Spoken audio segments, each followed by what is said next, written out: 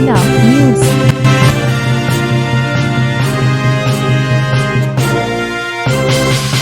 नमस्कार, स्वागत है आपका हमारी यूट्यूब चैनल जिला न्यूज पर। मैं हूं सूरज प्रताप।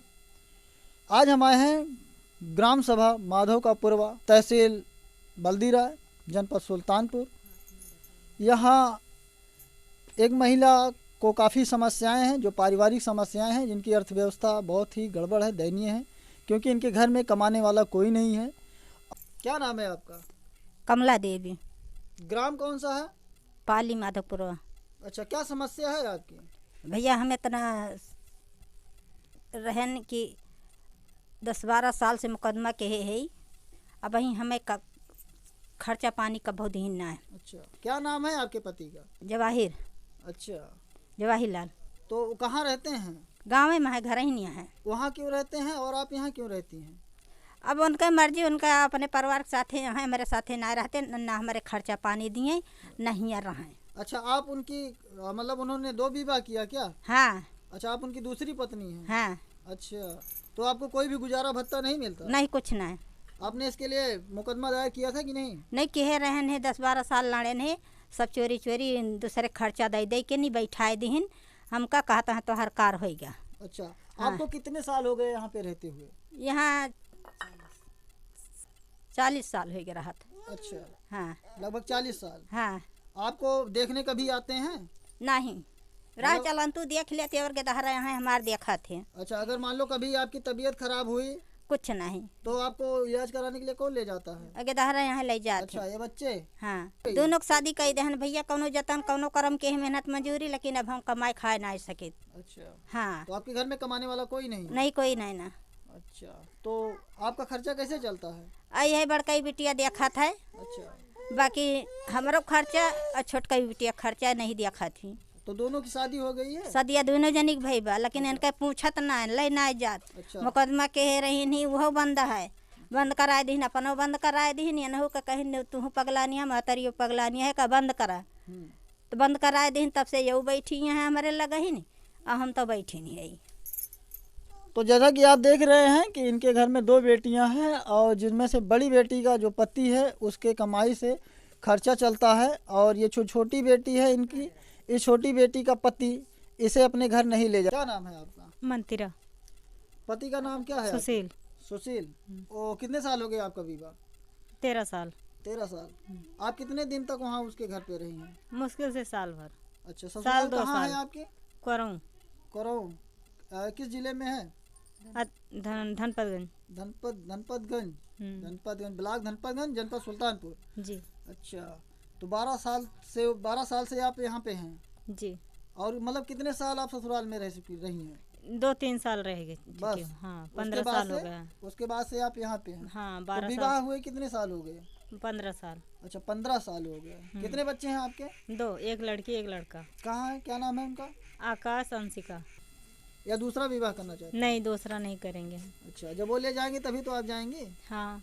अच्छा। फिर हमें जब हमारी सास ने मारी थी जब, हाँ। तो मैंने मुकदमा किया था, लेकिन हमारे पापा ने उसको जो है सुलह समझौता करवा दिया। 16 समझौता करा दिया, खारिज करा दिया, मुकदमा खारिज करा दिया। खारिज करवा दी। 16 किस बात पर हुए थे? ले जाने के लिए। ले जाने के लिए। कितने साल पहले? 12 साल पहले। 12 साल पहले ले जाने के लिए 16 समझौता हुआ था। जी। फिर भी वो नहीं लेके गए? नहीं, एक बार लेकर गए थे, उसके बाद नहीं ले गए। अच्छा, लेके नहीं गए। क्या नाम है आपके ससुर का? रामशंकर मास्टर, हेड मास्टर है। अच्छा, ग्राम सभा करौं का है? हाँ। भैया हमारी समस्या ये है कि मम्मी है और पापा हमारे 2 औरत रख रखा है, और हम लोगों को यहाँ रहने नहीं दे रहे हैं। और मैं भी इतने दिन से मम्मी को और बहन को देखती हूँ, और इन लोगों को छोड़ के जाने का मन भी नहीं करता। अब पापा सोचते हैं कि ज़मीन के लालच पड़ी है, इसलिए हम लोग अब यहीं पे रहेंगे, माँ को देखेंगे, और कुछ भी हो हम यहाँ से नहीं जाएंगे अब। और हम लोगों को ये रहने नहीं देते, मारने वारने की धमकियाँ देते हैं पापा हर, और कहते हैं कि यहाँ तुम कैसे रहोगे। अब मम्मी कहती है तुम नहीं, मैं अपने लड़कियों को रखूँगी।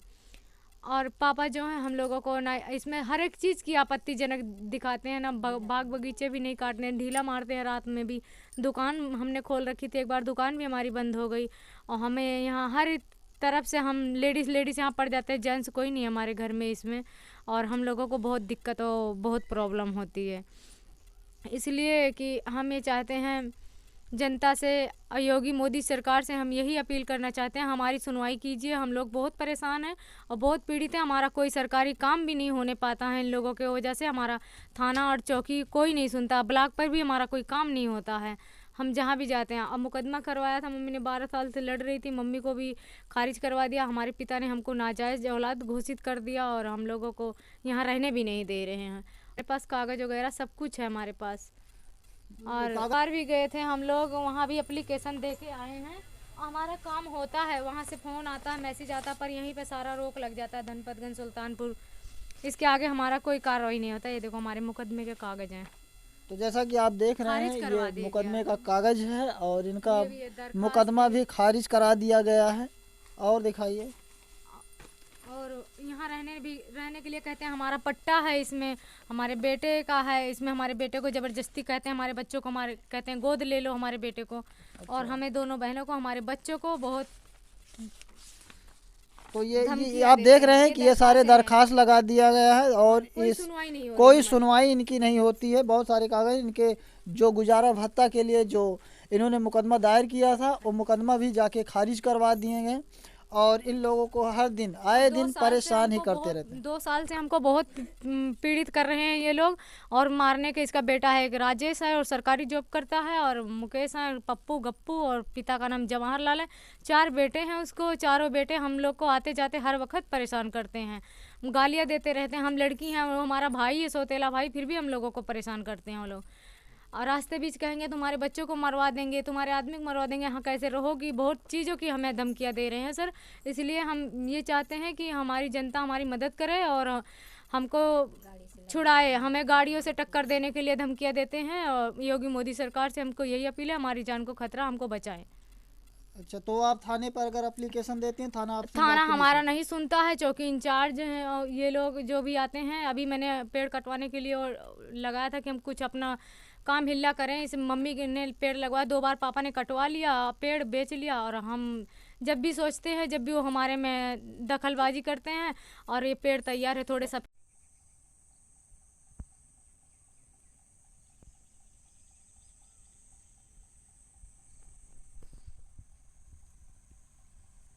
पेदे के पेड़ है और जंगल में हैगा। यहाँ पेड़ आंधी तूफान भी आता है, गिरने का भी डर रहता है। लेकिन ये जो है हमको काटने भी नहीं देते, कहेंगे यहाँ कैसे काटोगी, कैसे रहोगी, यहाँ हमारा हक है, यहाँ हम रहेंगे। हमको पेड़ भी कटवाने नहीं दे रहे हैं कि हम अपना कोई गुजारा करें। मतलब पेड़ कटवा कर आप जो ये सफेदे का बगीचे में पेड़ लगवाए हैं, तो आप उसको बेचकर आप क्या करना चाहती हैं? हम तो कोई दुकान करें, कोई रोजगार करें। हमारे पास कोई कमाने वाला नहीं भाई, हमारा खर्चा कैसे चलेगा। एक आदमी कमाने वाला 10-12 हज़ार रुपया हमारा हस्बैंड कमाता है, उसी में सबका गुजारा चल रहा। 7-8 आदमी का खर्चा। राशन कार्ड हम लोगों को बनने नहीं दे रहा, हमारा निवास नहीं बनने दे रहा है। यहाँ पे हम लोगों को हर तरीके से परेशान किया जा रहा है। तो जैसा कि आप देख रहे हैं कि इस परिवार में समस्याओं की कमी नहीं है, जबकि ये माता जी बुजुर्ग अवस्था में चली गई और इनके पास कोई बेटा नहीं है, कोई कमाने वाला नहीं है। और जब इनके घर में कोई कमाने वाला नहीं, तो इस घर की अर्थव्यवस्था कैसे सुचारू रूप से चल सकता है। कोई दुकान खोलूं और बच्चों को भी लेके आगे बढ़ूं। मैं इन बच्चों को अब क्या खिलाऊं, क्या पिलाऊं। और इतनी महंगाई में कुछ भी नहीं, खेती बाड़ी भी नहीं है कि चलो हम खेती बाड़ी से ही कमा खा लें। बस यही बगिया है। बगिया के लिए पापा कहते हैं हमारे बेटों का नाम। तो आपके पिताजी ने जो पुश्तैनी जमीन संपत्ति है, उसमें से कुछ हमें नहीं दिया? उसमें से भी नहीं दिया। मम्मी ने इसे नसबंदी करवाई है और इनको सुनाई नहीं देता है, इसलिए मैं बोल रही हूँ। और मम्मी ने नसबंदी करवाई है, तब ये पट्टा मिला हुआ। इस पट्टे में हम लोग रह रहे हैं। और इसे भी कहते हैं तुम्हारा क्या हक है, इसमें हमारे बेटों का हक है। तुम्हारा लड़की हो, तुम्हारा कोई हक नहीं है। तो खेती बाड़ी है उनके पास सब खेती बाड़ी, 15-16 बीघे खेत बाड़ी है, सब कुछ वही ले रखा। हम लोगों को कुछ नहीं दिया है। तो आप लोगों को बस यही बगीचे में रख दिया? हाँ, इसी बगीचे में रहते हैं। बगिया में से भी 2 बार उन्होंने पेड़ कटवा लिया है और तीसरी बार तैयार है। हम जब भी हाथ लगाते हैं, जब भी हम बेचने की कोशिश करते हैं, पुलिस वालों को भेज देते हैं चौकी पर से। अच्छा, पुलिस वाले आपको रोक देते हैं? हाँ, आके रोक देते हैं, कहते हैं उठा के ले चल के बंद कर दूंगा, सारी हेकड़ी भूल जाएगी तुम लोगों की। अच्छा, पुलिस प्रशासन भी नहीं? हाँ, पुलिस प्रशासन, जब भी कोई पुलिस प्रशासन है, चौकी थाने से हमारी। मैं कह रही हूँ भाई साहब, मैं योगी मोदी के पास होके आई हूँ। मेरी एप्लीकेशन आई थी, योगी जनता दरबार से होके आई थी, पर यहीं पे सारा रोक लग गया। मम्मी के लिए कॉलोनी भरवाई थी, वो भी आई थी, लेकिन यहीं ब्लॉक पर से एक लेडीज़ थी, वो आई, फोटो खींच के ले गई, हमारा कॉलोनी कैंसिल कर दिया उसने। ना मम्मी का पेंशन बना है, ना कुछ, कोई मतलब सरकारी योजना में हमें कोई लाभ नहीं है। कॉलोनी पापा ने अपनी प्रधानी में दिया था, 20,000 रुपये हमसे लिए थे जब हमको कॉलोनी दिए। लेंटर मैंने अपने हाथ से डलवाई थी।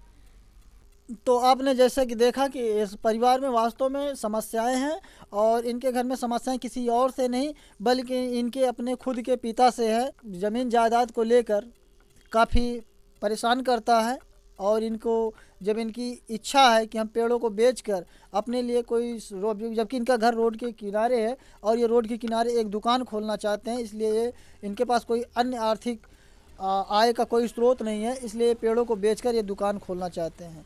इसमें भी वो थाने पर जाकर रोक लगा देता है, थाने वाले आके इन्हें रोक देते हैं ताकि ये पेड़ ना कटवा सकें, और इनके उसके डर से कोई भी ठेकेदार इनका ये पेड़ खरीदने के लिए राजी नहीं है। तो किसी से भी पूछ ले, आके कोई आरी बगल कोई भी पूछ ले कि हमको ये कितनी मदद देते हैं, चाहे सरकार है या उनके कोई भी आए, जानकारी यहाँ ले सकता है कि लोगों को कितनी खर्चा पानी देते हैं और इनका रहना सहना कैसे है और किसने ये बगिया कटवाई, सब उसी ने कटवाया है, सब उसी ने लेता है हम लोगों को। मैं जब वहाँ से हमारा लड़का गुजर गया, 17 साल का हमारा लड़का एक्सपायर हो गया, और जब मैं यहाँ पे आई तो मेरे पिताजी ने मुझे घर से बाहर निकाल दिया, मुझे रहने भी नहीं दिया, मेरे सामान भी नहीं रखने दिया मेरे पिताजी ने। चलिए ठीक है, कोई बात नहीं है। तो जैसा कि बहन का जो बड़ा लड़का था वो भी एक्सपायर हो गया, और जब वो वहाँ से आई तो ये इसके पिता यहाँ पे रहने भी नहीं दे रहे थे, क्योंकि यही एक ऐसी इनकी लड़की है जो इनका पूरा इनका और इनकी बहन का और जो जितने भी इनके घर में बच्चे हैं सारे बच्चों का खर्चा निर्वाह यही कर रही हैं। इसलिए आप लोग ज़्यादा से ज़्यादा वीडियो को शेयर करें ताकि इन लोगों के साथ न्याय हो सके।